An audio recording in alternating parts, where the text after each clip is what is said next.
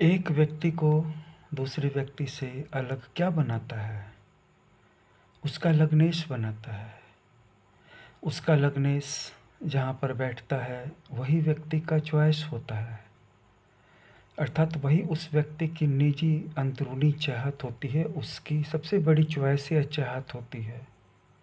यही कारण है कि जब हम देखते हैं कि हम सबों की जन्म कुंडली में कुछ अच्छे योग भी हैं, कुछ बुरे योग भी हैं, लेकिन इस सब के बावजूद हम सब जो चाहते हैं वो पूरी तरह से नहीं कर पाते हैं।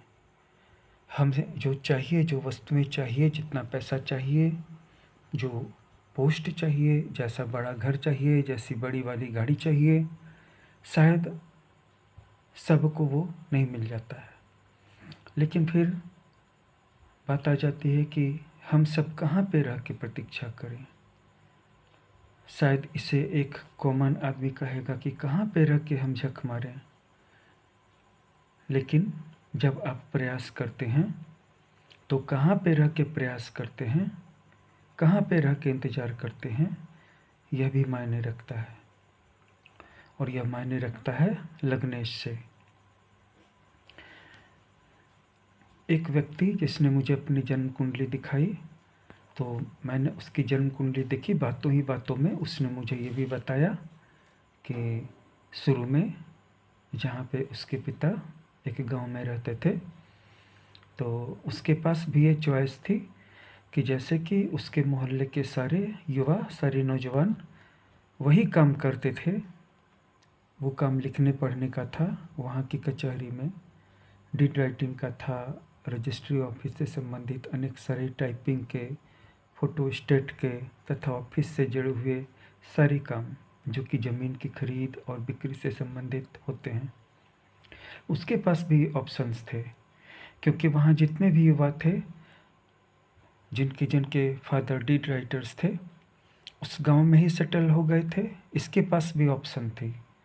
लेकिन इसने ये स्वीकार नहीं किया और वो चला गया होम टाउन। बहुत बड़े तो नहीं कहेंगे, लेकिन एक अच्छे खासे अमीर टाउन में चला गया। और ये टाउन काफ़ी मॉडर्न टाउन था। उसके बाद उसका जो है स्ट्रगल वहाँ भी चलता रहा। बाद में उसने मुझे बताया कि उसको कई सारी नौकरियों के छूटने और पकड़ने का एक्सपीरियंस भी हुआ। बीच में बहुत दिन बिना नौकरी के भी रहना पड़ा। फिर उसके सामने एक और नई चुनौती आई, और वो थी कि उसका विवाह समय पर नहीं हो पा रहा था। लेकिन उसने कभी भी वापस गांव आना गवारा नहीं किया। वह रह गया, लटक के रह गया। उसके एक बहुत ही अमीर रिलेटिव थे, उनके सहारे वो वहाँ पे उस शहर में लटक के रह गया। बाद में उसने उस शहर को भी छोड़ दिया और एक बड़े राज्य की बहुत ही आलीशान राजधानी मेगा सिटी में जा कर के वो रहने लगा। पेशे से वह जर्नलिज्म से जुड़ा था, किसी अखबार में पत्रकार था। फिर सब एडिटर होने का, डिप्टी एडिटर होने का भी उसे अवसर आया। फिर धीरे धीरे उसकी शादी भी हुई। करीब करीब सेम कंडीशन उसके उस गांव के बहुत सारे लड़कों की भी थी। शादियां होने में कठिनाई आई, क्योंकि अब तो वैसा समय रहा नहीं कि लड़की वालों को ही परेशानी होती थी। अब तो लड़कों वालों के परिवार में भी परेशानी होती है एक अच्छी लड़की खोजने की, और लड़के बैठे रहते हैं, इंतज़ार करते रहते हैं। और कई बार मध्यम वर्गीय परिवार में वो सीमा रेखा को लांघ भी नहीं सकते, अर्थात अपनी इच्छा से दूसरे कास्ट में या शादी कर भी नहीं सकते। लेकिन उसने, अगर मैं इन शब्दों का चुनाव करूं, उसने शहर में ही रह के सड़ने का चुनाव किया। अगर प्रतीक्षा करने को झक मारना कहा जाए, पड़े पड़े सड़ना कहा जाए, उसने गांव में ज़िंदगी को वेस्ट करना गवारा नहीं किया। धीरे धीरे गांव के लड़के भी सेटल हुए। कोई थोड़ा अच्छा कर रहा था, कोई थोड़ा कम अच्छा कर रहा था। वो शहर में था, वहाँ उसका स्टैंडर्ड थोड़ा ऊंचा था, वहाँ उसकी सोसाइटी थोड़ी क्या बहुत ऊंची थी।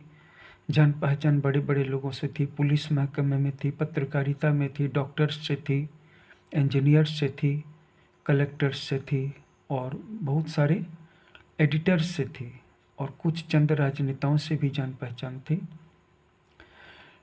कुछ भी कहा जाए, ये उसका चुनाव था। ये चुनाव कहाँ से आया था? ये चुनाव आया था जब आपका लग्नेश ऊंचे भाव में हो, अर्थात उच्च हो, उच्चाभिलाषी हो, दशम में हो, त्रिकोण में हो या लग्न में ही हो, उसके साथ कोई अच्छा ग्रह हो, कोई पाप ग्रह साथ में न हो। क्योंकि जिसके लग्नेश के साथ पाप ग्रह होता है वो उठना तो चाहता है लेकिन पाप ग्रह उठने नहीं देते। जिसके लग्न स्थान में भी पाप ग्रह हों तो उसका भी बहुत जी करता है कि मैं किसी मेगा सिटी में जा कर के लाइफ को सेटल करूं, वहाँ के हाईवेज में घूमूं, वहाँ के पार्क्स में घूमूं, वहाँ के शॉपिंग मॉल्स में शॉपिंग करूं, फिर धीरे धीरे फ्लैट और महंगी महंगी कारें खरीदूं। जीवन बहुत अच्छा होगा, इनकम बढ़ती जाएगी, फाइनेंशियल स्टेबिलिटी आती जाएगी, फिर धीरे धीरे सुपर रिच हो जाएंगे, फिल्थी रिच हो जाएंगे। लेकिन जिसके लग्न में पाप ग्रह बैठे हुए हों वो उसको जाने का मौका ही नहीं देंगे। अगर एक से ज़्यादा पाप ग्रह बैठे हुए तो वो जहाँ है वहीं पे दबा के रखेंगे, वहाँ भी उसकी स्थिति को पतली ही रखेंगे। लेकिन जिसके लग्न स्थान में कोई भी पाप ग्रह न हो, कोई भी अकारक ग्रह न हो और लग्नेश जहाँ पर भी हो कम से कम नीच का न हो, कम से कम अगर उच्च का न हो तो नीच का भी न हो, मीडियम हो और उसके साथ वहाँ पर भी कोई पाप ग्रह न हो। अगर वहाँ पे कोई पाप ग्रह हुआ तो शहर और गांव करता रहता है। कभी शहर से परेशान होकर गांव में आ जाता है, कभी गांव से थक हार करके शहर में भाग जाता है। तो उसकी कोई एक स्टेबिलिटी बनने नहीं पाती है। और शहर में रहने के लिए जहाँ तक हो इंटेलेक्चुअल लेवल का काम ही आपका सहारा बन सकता है। अगर कोई फिजिकल वर्क करके चाहेगा कि शहर में रह लेंगे तो ये बात समझ से परे है कि कैसे स्थायी रूप से रह पाएगा, क्योंकि उनकी सैलरी तो कभी भी इतनी होती नहीं कि बढ़ते हुए इन्फ्लेशन का मुकाबला कर सके। कभी न कभी तो नौकरी छूटनी ही है, कभी न कभी तो जॉब में ड्विंडलिंग होनी है, फ्लक्चुएशन होना ही है, जॉब बंद होनी ही है या सैलरी लटकनी ही है।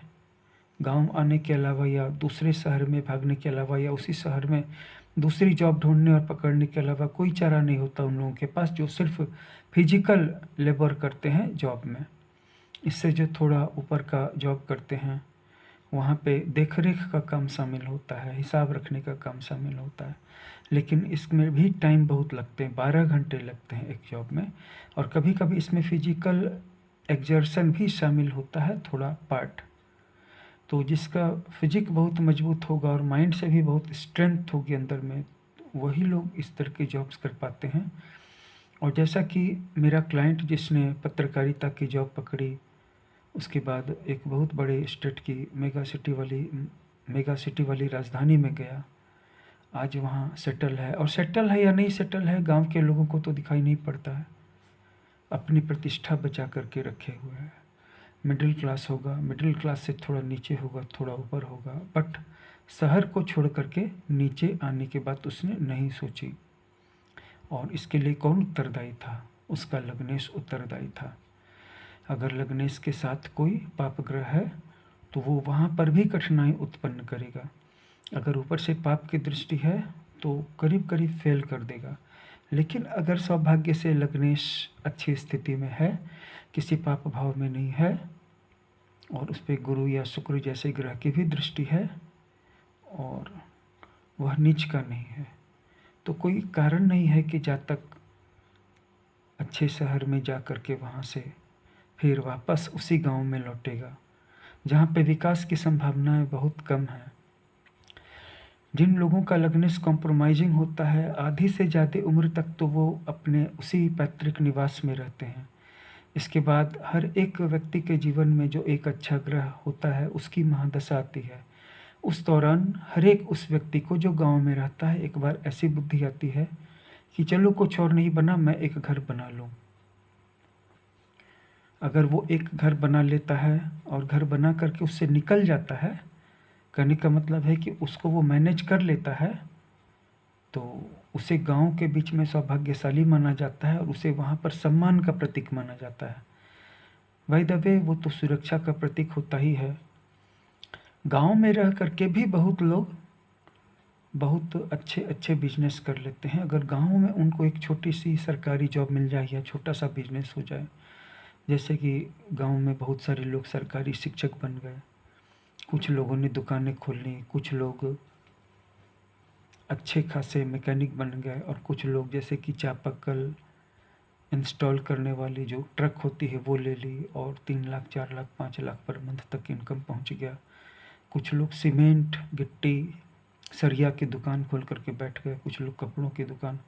तो बिजनेस में अगर फिजूल खर्ची की आदत नहीं हो और लगातार एक ही दुकान में बैठा जाए जीवन भर, और अगर वो पूर्वजों से चला रहा हो और वो अच्छी जगह पे हो, क्योंकि कभी-कभी बाज़ारों का एक पार्ट सोने लगता है और दूसरा पार्ट जागने लगता है, अर्थात पुराने बाज़ार मरने लगते हैं, नए बाज़ार हरे-भरे और जगने लगते हैं।